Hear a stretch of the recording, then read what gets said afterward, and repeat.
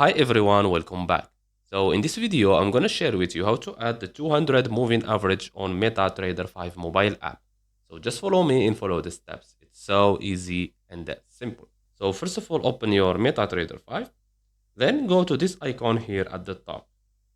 Click on F+, then choose moving average. It's under trend. Click on it. And we have here period, change it to 200 like this. As you can see. Now we have here a method. You can change it to simple or exponential or smooth or linear, the one you want. So for me, I will keep it on simple. Simple is for SMA, okay? And exponential is for EMA, okay? Just keep that in mind. We have here style. We have 4 pixels. This is for the thickness of the moving average line, okay? So for me, I will always copy it in 4 pixels. And we have here the color of that moving average. So let's choose, for example, this one and click on save. Let's go back. And as you can see, this is our 200 moving average. And that's it. So I hope you found this video helpful. Don't forget to give us a like and subscribe. Thanks for watching and see you in the next one.